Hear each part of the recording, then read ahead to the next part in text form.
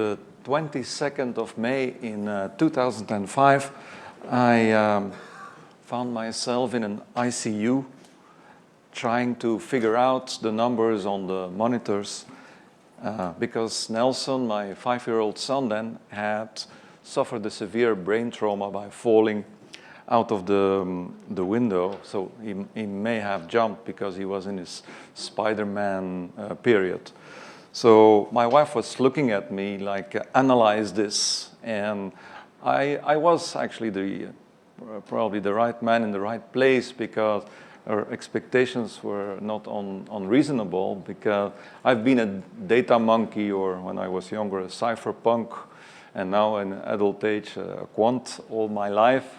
So I knew exactly how to approach this. So first of all, I logged all the boxes. I was going to get all the ranges ready, and I had this all. I knew everything about these boxes that there was to know, but what I didn't know was the data fusion.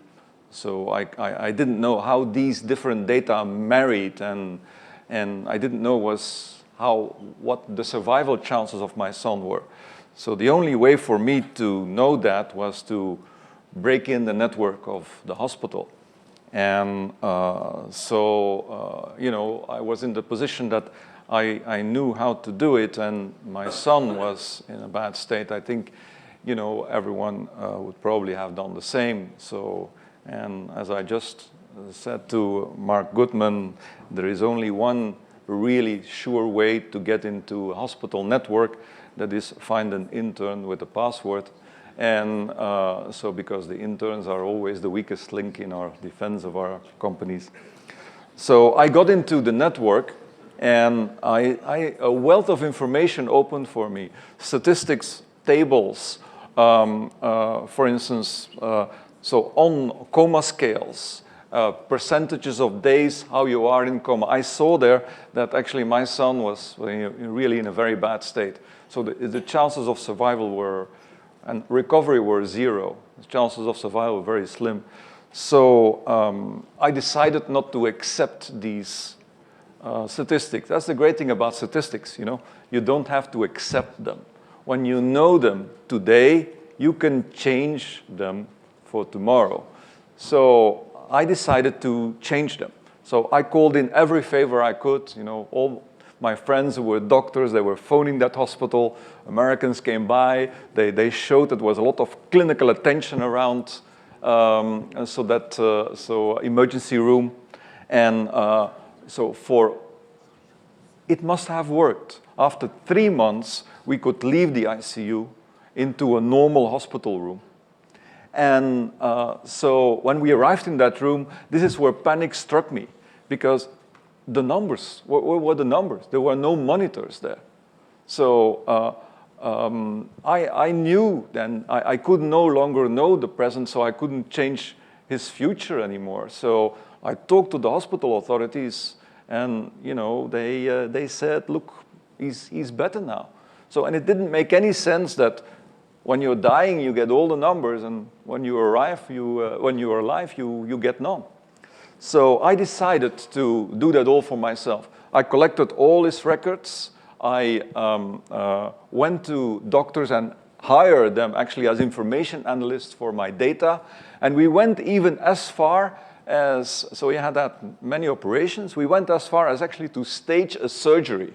So when one hospital didn't want to operate a certain day, so it's actually a bit like a conference, like you select a venue, you assemble a kick-ass team, you write the specs, and so the operation goes through, then it's a sort of a production and a post-production. It actually felt a lot better than just going to a hospital and not knowing anything about the operation. Now, with that experience, I wanted to bring that to what I had learned there, an essential skill of taking the medical knowledge in your own hands. I wanted to put that in a company and give a tool to people so that they could have all the numbers. So that's where the idea of the tricorder came in. Because for baby boomers, that's the mythical device. And I knew that in order to do that, I had to go to the United States, so to the West Coast. And I arrived there 27 months ago, set up my team. We were at NASA. I did a deal with NASA, so it's called the NASA Space Agreement Act. And because NASA has these the two coolest words in the world, they have put together as a concept.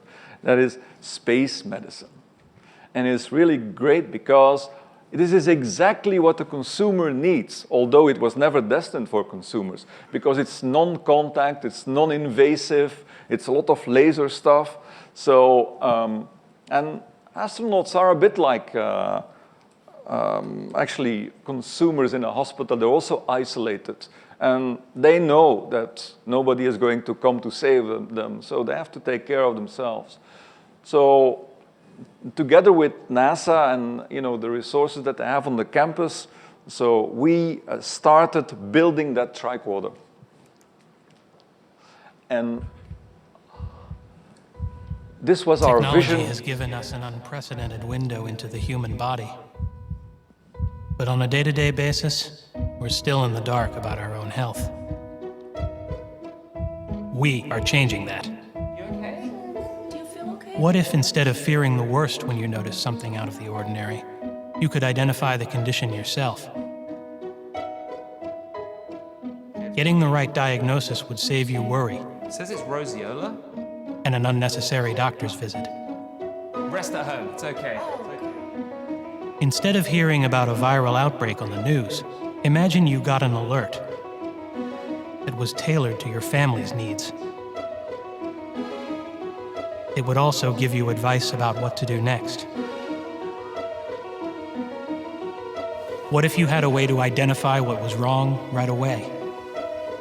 It says it's 103.8. A way to get all of the information you need to understand the situation.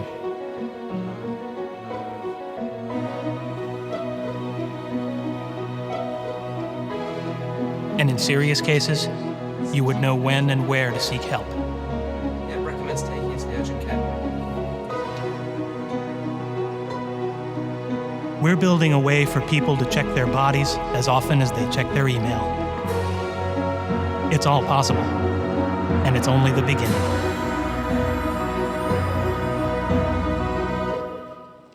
So this video was made by IDEO in Palo Alto.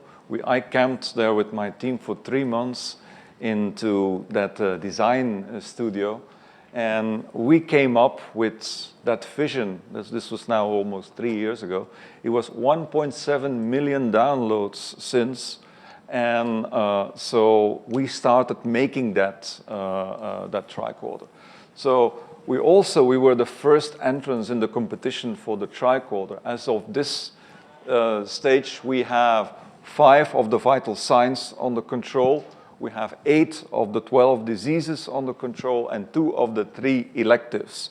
There is another entrant in the competition that we will join our forces with, that is MIT, and together we think that we will, in 1 year from now, so the competition is only in 2015, in 1 year from now we will be ready for all the requirements of the tricorder prize. So this is our version of the tricorder. It's the first medical tricorder. It gives you the power of an emergency room in your hand. We wanted to make it for $100. We didn't succeed. We are putting it up for $149, so 99 pounds. Sounds a lot better, actually.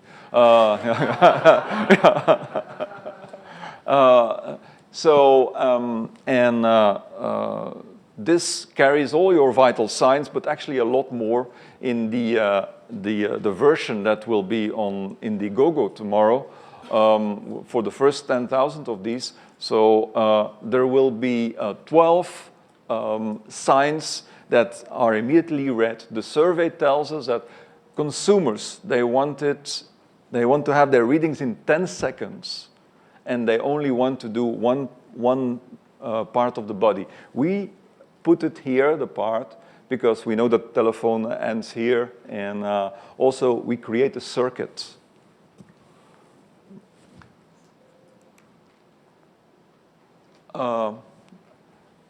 This conference has been about rethinking and resetting, and I belong to an industry that is rethinking itself, the healthcare industry. And I want to share some of my thoughts about it. So first of all, I think crowdsourcing, as I see it in Silicon Valley, is going to have an enormous impact on research and engineering. And I can imagine this like, now when they come in the lab to me and they say like, hey, we have this product vision, we should do this. I mostly have to say, no, let's make it onto the prototype, let's IP it, and then because we have to focus on this product line. Just suppose that, this trend is now going on and on, and I believe in 6 months from now, I will tell my people, you know what? Crowdsource it, show me the numbers. When the numbers are good and the validation of the market is there, we'll do it. If not, we'll not do it. So we will reverse instead of build and they will come, it will become and we will build. So I also believe that that medicine will disappear in the sense that the preventative part will actually be ambient, will be ubiquitous in such a way as microprocessors are now actually in the environment. I've spoken to a lot of brands lately, and the top brands are now having one question in their boardrooms. What is the healthcare component of our business? They know that this is going to be big, that it will touch everyone like beverages, like tobacco once did. So they are now getting ready. Yesterday I was somebody on my table from a very big brand, and they said, we want to own the bathroom. So they're thinking about this in a very territorial way. There are companies that want to own the living room, and there are companies that want to own the car. In each of these places, these territorial places, they will actually capture the information. And I think, just suppose that you are in a car, and we talk to car makers, so we know what they want. While you are in the car, you can capture a lot of health information. Just imagine that in a couple of years from now, you buy a car and there is a free subscription, to all the data collected while you drive. So I think this is a business model that brands are now thinking about. Passive collection as a service. Because the consumer actually wants passive collection. The consumer wants movies that watch him, devices that watch him. He doesn't want to watch his device. Music that listens to him or her. So this is what the consumer wants, completely passive. And putting that as a service, so bundle it with all the other, in the bathroom, in the car, that can be a valuable information source for user-aggregated health records. Marshall McLuhan says that we will eventually always become the tools that we use. And, in the 19th century, we thought our body was a machine. In the 20th century, a PC or a network. Now, the tool that we use is data itself. I think, so this is the concept that in a couple of years from now will be all over, and we will not remember anymore that we were here in this and that we still doubted that idea.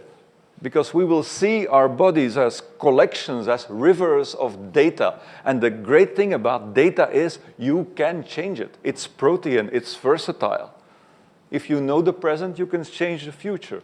I think the idea that our bodies are data and that we can change them, that will be a very, very big concept. And the brands have noticed this. I think, there's a lot of talk about the global brain, but companies like ours and a lot of companies in the same space and companies in other geographies, because medicine is a cultural product. The medicine in China, where the topology of the tongue, for instance, is important, is not the medicine of Stanford or the West Coast. And we also all have personalized readings. Medicine is now a study of averages. These averages have to go, because what can be fever for me is not fever for you, for instance. So we are building that global body. And you see, if you have a territory, we do not understand the real world. We do not understand that territory. We put a map on it. And doctors manipulate the map in the, as if it was the body. Now, if you give all these tools to people, to the crowd, what they will do is they will rewrite the map. The same thing that happened with Wikipedia, where they rewrote actually Encyclopedia Britannica. And it's a lot better now, because it's in real time and it's personalized. So I'm missing a word here. It's citizen doctors. Citizen doctors, I was a citizen doctor because I took all the medical information in my own hands. Now, with these devices, I think they are very important because of the empathy and the healer in us, sort of the Samaritan aspect of these things. Because a lot of what brands now do is they track. Track is very individualistic, narcissistic. People want to scan others, their kids, their family. They want to help. Is there a tricorder on the plane? I think this is our niche. It's also a very valuable niche. Yes. So as you will have noticed, I said that quantification is the end of nature. I believe that nature, in the sense of waiting for stuff to happen. So I think quantification is a first step for the end of nature and the beginning of engineering. Well, we will actually start writing bits, atoms, neurons, and genes, and not reading bits, atoms, neurons, and genes. I think the quantification will be very important. Thank you.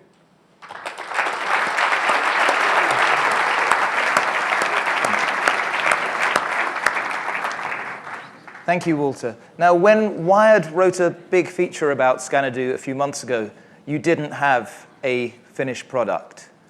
Now you do. Show us what it looks like. So this is the emergency room. Actually, the manufacturing will actually be half of it, and it will be more circular. This is the prototype. We print that ourselves. Does it have a name? 3D. Yeah, it's called the Scout. The Xanadu Scout. And how many metrics does it take of the human body? So the product that is now ready for pre-order takes 12 metrics, and included is there the 5 vital signs plus a couple of other vital signs that are in other parts of the world, like ECG is not a vital sign in in the West, but. So you're going to put this out for crowdfunding tomorrow, and when is this going to hit the market for people to own? In Q1 2014. Okay, so it's not too far away. And can we have a quick demonstration of how it works? So I'll select it. It's with Bluetooth connected. Am I your guinea pig? Yeah. So in your left hand, and just put it on the temple. And if you detect things that I don't want you to detect, can I shout, "Is there a doctor in the house?" Yeah, because this is FDA. This is only the FDA measurements. They will not detect anything. Just a minute. I want to say beam me up Scotty as well.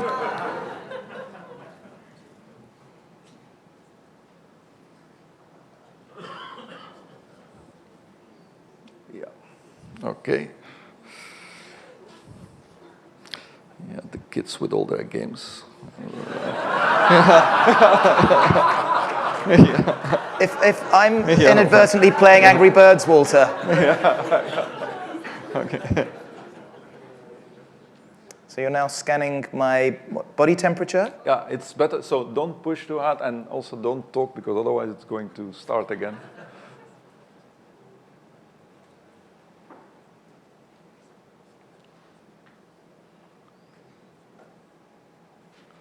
Yeah, perfect. 79, 96, 98. Can't be better. So these are the only measures that are now in there. The others I'm not showing them in public because of my FDA. Last question, Walter. That's not the only device you have on you, is it? No. What does the other device do? Oh, I lost it in my jacket. Just a minute, I forgot. What I understand So we is have yeah. this tests something else that comes out of the body, Walter. Yeah, so, yes, indeed. So this is a complete urine analysis with immunoassays at the back. Don't worry. We're just going to show you what this one does. Yeah, so you just, we have made a photometric algorithm.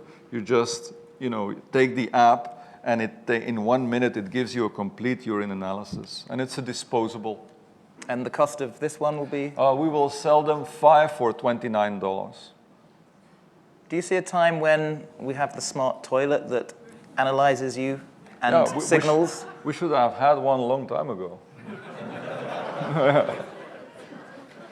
Because all that data,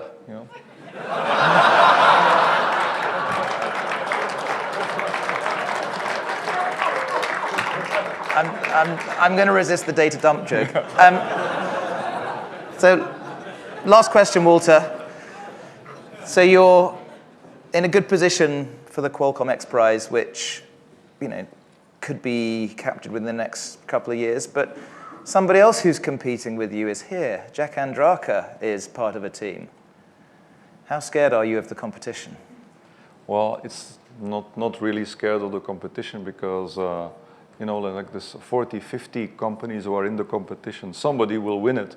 But it's more the race, and giving your team like a goal what to do. Because what I like about this competition is that it's very structured. So it's about a checklist that you have to do.